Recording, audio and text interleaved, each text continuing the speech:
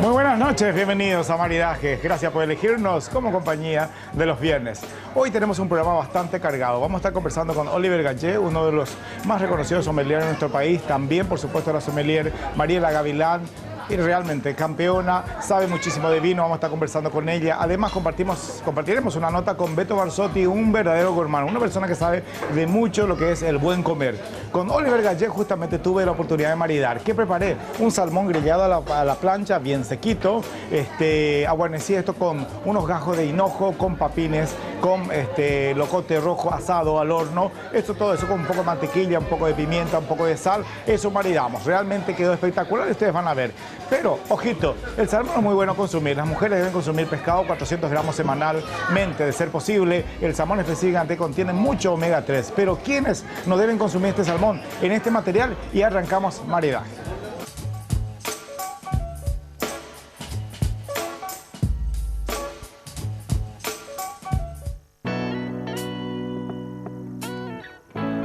Consumo de salmón. Actualmente muchas personas optan por el consumo del salmón. El salmón es un pescado que se ha puesto de moda, y con razón, ya que además de su sabor delicado y de ser gastronómicamente muy versátil, posee un tipo de grasas muy beneficiosas para la salud.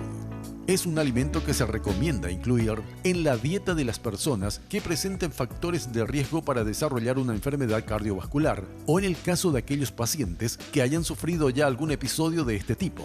Pero además existen contraindicaciones para una gran mayoría. Debemos tener cuidado. Por ejemplo, cuando el salmón es salado, ahumado o congelado, el contenido de sal aumenta de manera notable. En estos casos, las personas con hipertensión o problemas de retención de líquidos deberían restringir su consumo. También en el caso de una dieta biliar, por algún problema de digestión o absorción de las grasas de la dieta, sería conveniente moderar mucho su consumo, ya que aunque la grasa que contiene es saludable, no deja de ser grasa.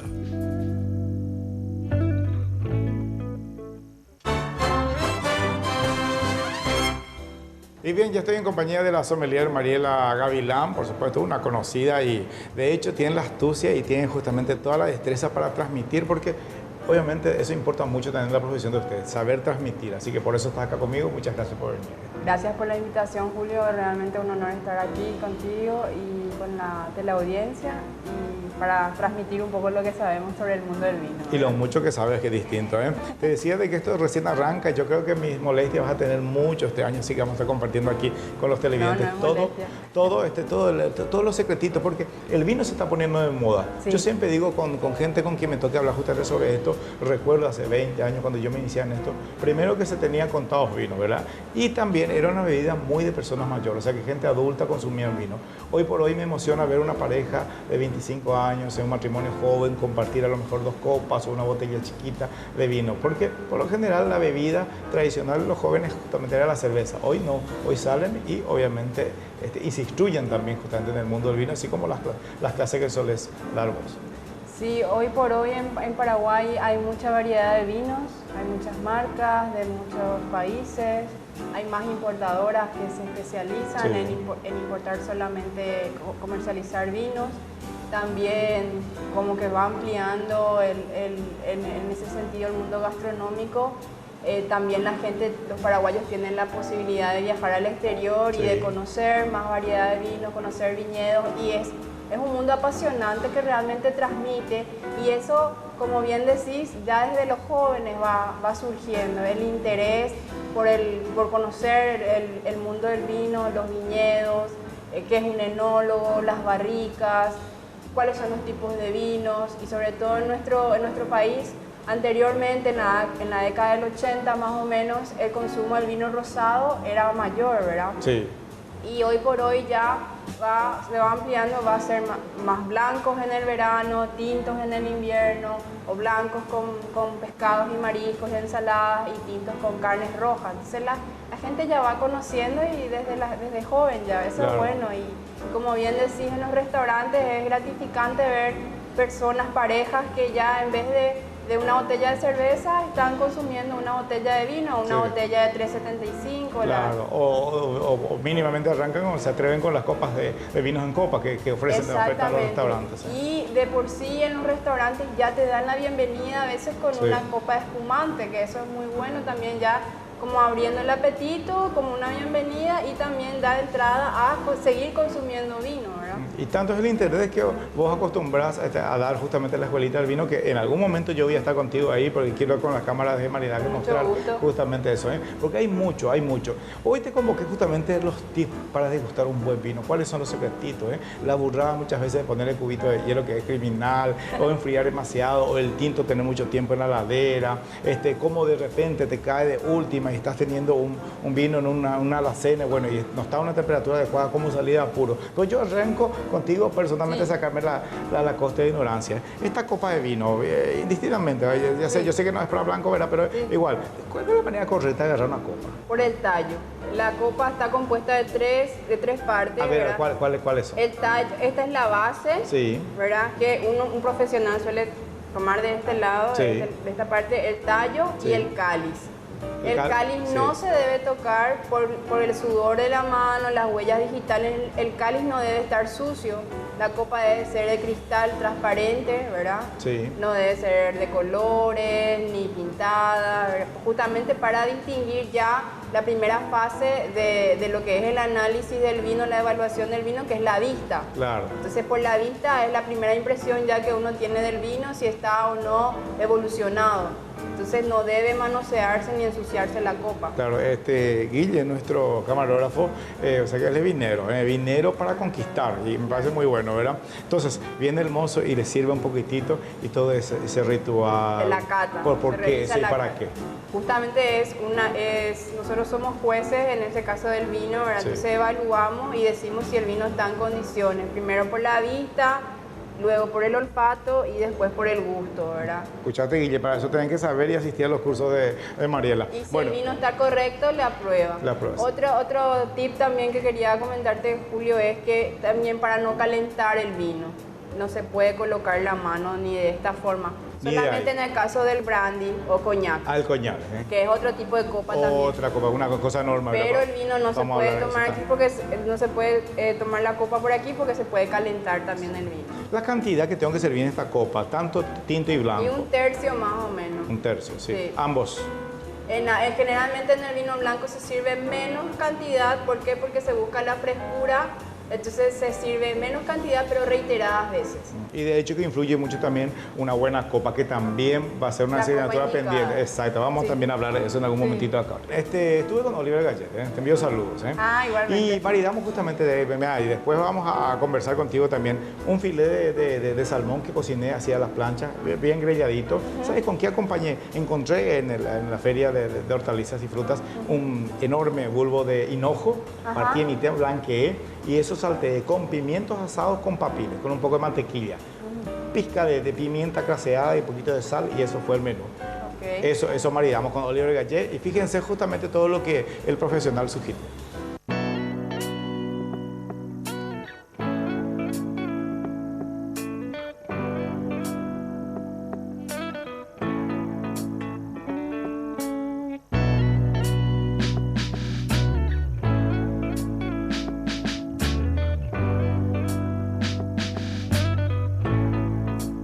Bien, interrumpí la famosa y tradicional ya escuelita de vino de los días martes de Oliver Gallet para presentarte, bueno, y que me digas qué tengo acá y cómo se puede maridar, Oliver. De hecho, muchas gracias. No, gracias a vos, Julio. Mira, lo que tenés acá es un salmón grillado con una mantequilla, verduras, ¿verdad? Hervidas y simplemente asadas, con un toque de hinojo para darle un poco más de frescor al plato. Sí, el hinojo justamente blanqueé, luego salteé justamente con un poco de mantequilla con los zucchinis torneados y los papines, y este morrón está asado. De condimento fuerte tiene solamente, bueno, sal infaltable, ¿verdad? Y pimienta negra craseada. Claro, no, es un plato muy suave, muy delicado, no es nada muy fuerte, ¿verdad? Y lo que más va a resaltar acá sobre todo es aquel toque del hinojo, la manteca y el sabor mismo del salmón. Entonces, cuando hablamos de maridaje, en este caso lo que más nos influye es la textura de la carne, la textura del salmón, ¿verdad? y sobre todo su forma de haberse cocinado, que no tiene una salsa predominante.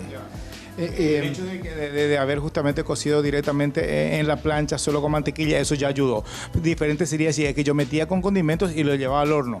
Totalmente diferente, ¿verdad? Entonces, en este caso estamos hablando de un pescado que resalta más la cremosidad y la grasa del producto. Y para ello entonces hay que optar por un vino que vaya en consecuencia con esa misma textura o esa misma línea. ¿Cuáles son los vinos que pueden ir en ese tipo? Pueden ser las uvas Viognier, pueden ser las uvas Chardonnay, que son las uvas que tienen más esa característica. Y sobre todo vinos de esas dos cepas que hayan tal vez pasado un poco por barrica de roble. En este caso ahora estamos acompañando con un vino francés, Le Dauphin. Es un vino de Côte du Rhône y es un vino que tiene Viognier en gran porcentaje, ¿verdad? Y con un toque de pasaje por barrica madera para darle más cremosidad. Ahí la asociación en el vino acá es la cremosidad, la untuosidad entre los dos, ¿verdad? El vino blanco siempre tiene un poco de ácido, que es lo que va a acompañar bien con el hinojo y con el locote, ¿verdad? Y los otros, las verduras son verduras más neutrales, que lo que hacen es acompañar y sobre todo satisfacer el estómago de la persona que está comiendo.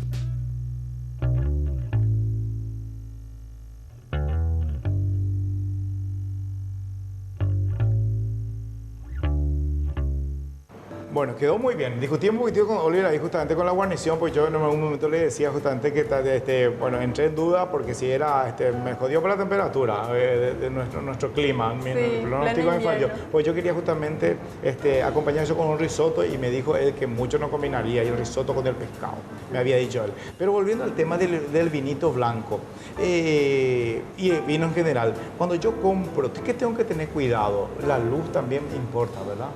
Sí, en realidad en una cava, ¿verdad? O en una bodega particular en nuestra casa, la luz afecta mucho al vino, porque el vino es un producto natural, entonces hay que tratar de que nuestra bodega, nuestra cava esté en penumbra, ¿verdad? Una luz tenue, no una luz artificial muy encima de la botella, porque eso puede cocinar al vino, ¿verdad? Entonces se puede oxidar el vino. También incide mucho en el sabor por los poros que tiene el corcho, entra el oxígeno, entonces los aromas de la cocina o las vibraciones al colocar debajo de una escalera, por ejemplo, en nuestra cava, y pasa a las personas y pues eso puede vibrar. Entonces el vino tiene que estar acostado en un lugar tranquilo, por eso se llaman vinos tranquilos, ¿verdad? Que tienen una fermentación. Y tratar de que no le entre la luz del sol ni los olores de la cocina, ¿verdad? Entonces afecta mucho. Y en la botella de por sí, en los vinos blancos, porque es transparente, justamente para ver si ese vino está evolucionado o no, ya por el color. En el caso de los vinos tintos, las botellas son verdes por la fotosíntesis, entonces lo que hace es proteger más de los rayos de la luz, ¿verdad?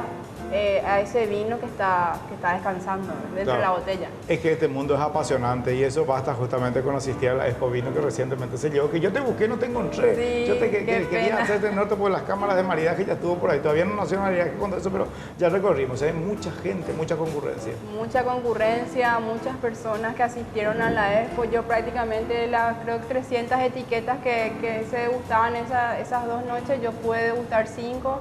Sí. No tuve tiempo de recorrer sirviendo vinos porque un sommelier, más que nada su profesión es el servicio, ¿verdad? Sí. Entonces sirviendo a todos los que asistieron a la Expo Vino este año. ¿Están conscientes hoy en día los propietarios de restaurantes de contar con el asesoramiento de un sommelier o una sommelier? Sommelier, ¿qué quiere decir sommelier? Sommelier es la persona encargada, responsable del almacenamiento del vino, de la compra, de la selección, ¿verdad? Y por sobre todo, claro, por sobre todas las cosas, de la armonización, de la sugerencia de qué tipo de vino con qué tipo de comida, ¿verdad?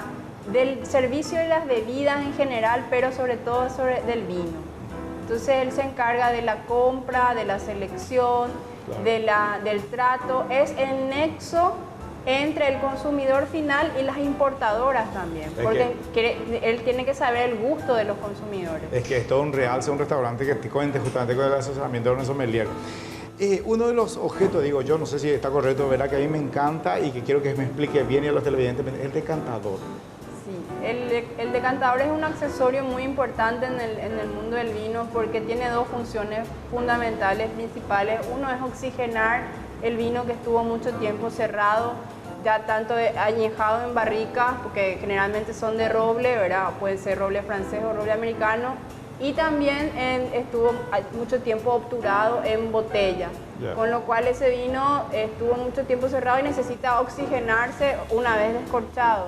Entonces para eso, esa es la función principal del decantador. Otra función del decantador es que muchas veces el enólogo deja de propósito sedimentos o borras de vino, ¿verdad? Que son todas las ramitas, la cáscara. Entonces ese vino no fue filtrado para dejarle más cualidades, características organolépticas, lo que acentuar los aromas, el sabor.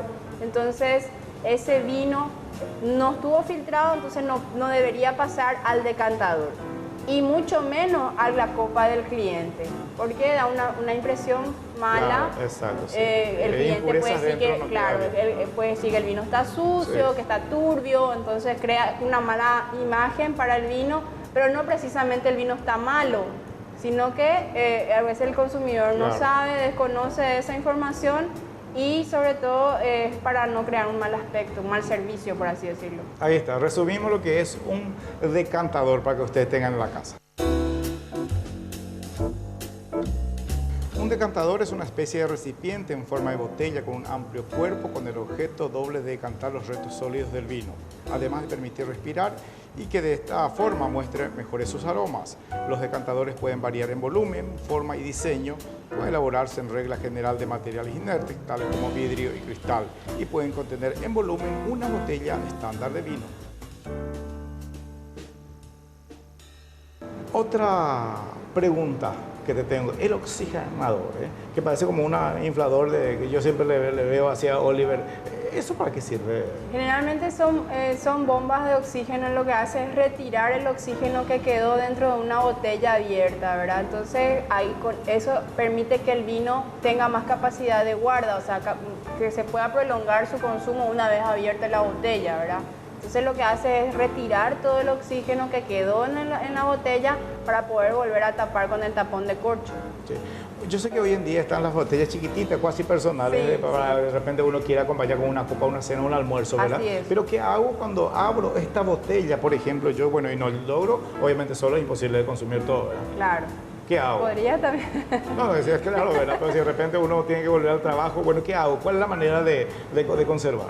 Y la verdad que se tendría que consumir máximo en 48 horas, como máximo. Y conservar en la puerta de la heladera, de la nevera.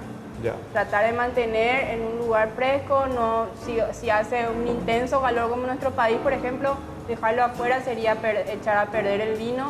Entonces, conservar dentro de la puerta de la heladera, pero no más de 48 horas. Eso en el caso de que sea tinta y blanco igual, indistintamente. Igual. Ya. Con el mismo corcho. Porque con el mismo corcho de la botella.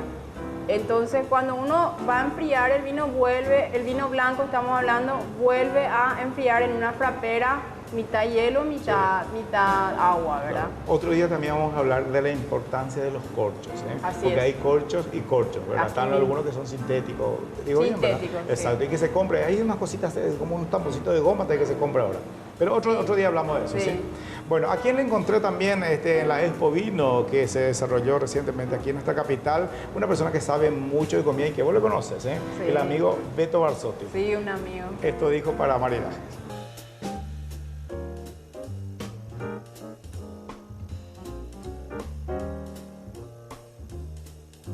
Bien, un buen referente de lo que es un buen comer y por supuesto que ahora está en auge porque tiene una página, una conocida revista gastronómica. Beto Barsotti, disfrutando de esta gran fiesta del vino.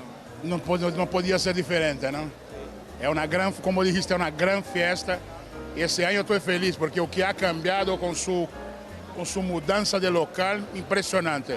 Ese espacio es maravilloso, la gente está confortable, no está nada apretado, la distribución está fantástica, el marketing que é necessário. Para nós que somos comunicadores, sabemos da importância da publicidade. Está totalmente integrado sem dañar o princípio que é o vino como estrela. Por último, te presento imaginariamente una tabla de un popurrí de quesos. ¿Qué vino preferís para acompañar? Un pupurrí de quesos. Yo tomaría un vino blanco. Muchas gracias.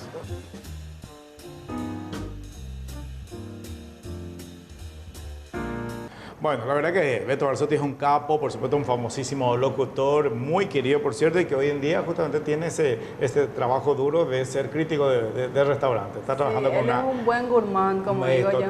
Totalmente. Es yo le digo al término más casero, un pico fino. Y hablando de educar, sigamos justamente con la segunda parte de que cómo maridamos con Oliver Gallet el salmón grillé con hinojo, con papita, con pimientos asados al horno y el vinito blanco.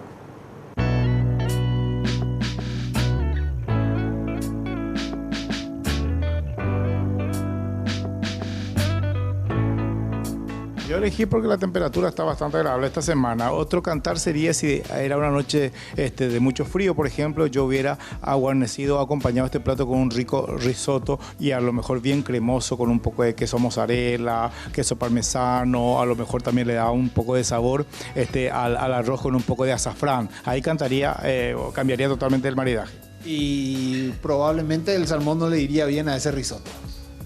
No combinaría bien ahí. ¿Por qué? Mira, el salmón es un pescado que no es un pescado muy fácil de maridar. Es muy fácil de cocinar, es muy agradable, pero no le gustan los sabores extremos. El azafrán, por ejemplo, no es un amigo del salmón. Puede ser un amigo de frutos de mar, pero no del salmón. ¿Por qué? Porque le va a sobrepasar en gusto y en sabor al propio salmón. Entonces yo considero que esta es una opción más interesante, ¿verdad? Podrías hacer otro tipo de combinaciones, podrías ponerle hongo, todo lo que vos quieras, pero siempre le va a superar al salmón. Es más, si esto lo hubieses hecho una salsa de pimienta, predominaría la pimienta y no el salmón. A partir de ahí, entonces tenemos que buscar totalmente otro tipo de vino también que va con el plato. Claro, porque de buenas a primeras también se me ocurrió, y justamente Eduardo, tu chef, me estaba sugiriendo, bueno, tengo unos espaguetis frescos hechos al momento. Y decía yo, bueno, si salteo eso, pero también me hubiera gustado agregarle un poco más de hierba. Pero ya elegí el hinojo para el salmón, así que hierba estaría de más ahí. Hierba estaría de más, ¿verdad? Y el hecho de acompañar con una pasta fresca con el vino cremoso, la pasta fresca es cremosa, porque hay dos soluciones para darle textura después a esto. O se le pone aceite de oliva, que sigue siendo cremoso, o se le pone crema de leche. Particularmente me gusta más con el aceite de oliva porque es más natural, pero no a todo el mundo le gusta. Bueno, y la escuelita de los martes se volvió un clásico. La escuelita comenzamos ya hace unas semanas tantos y va hasta el 15 de septiembre de este ciclo, ¿verdad? Son 6 clases en total y está bien divertida, hay mucha gente y muy atenta y da gusto enseñar. Cada vez hay más sed de aprender esto. Cada vez hay más sed de aprender porque la gente necesita. Bueno, ¿y el restaurante, tu bodega, tiene alguna novedad? En la bodega hay siempre novedades. Que te prometo una visita exclusivamente un día, eso aquí en maridaje también, pero si querés adelantarme algo para este invierno, porque este año el invierno no medio que nos jodió, te digo. No, mucho vino francés, eso es la gran novedad. Estamos con mucho vino francés y mucho vino italiano. Bueno, para la próxima quiero hacer justamente una pasta pero rellena con carne de cordero. Así que con una salsita a lo mejor ligeramente apimentada, bueno, y ahí iríamos más hacia... Hay dos soluciones cuando uno va a hacer un maridaje. O uno piensa en el vino que va a tomar y a partir de ahí crea el plato, o uno tiene un plato enfrente y dice, bueno, con este plato tengo que ir con este vino. Aquí en maridaje es lo que yo pretendo justamente, tener el plato enfrente y bueno, ya recurrir justamente a tu sapiencia. Perfecto, como no, con mucho placer como siempre. Muchas gracias. Gracias a vos, Julio.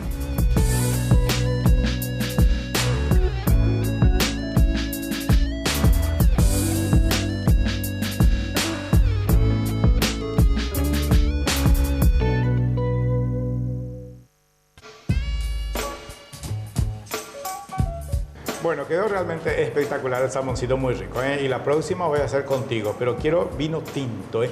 A mí me encanta el cordero y es un corte y una carne que se está poniendo súper de moda. Todos los restaurantes tienen en su menú algo en base a cordero.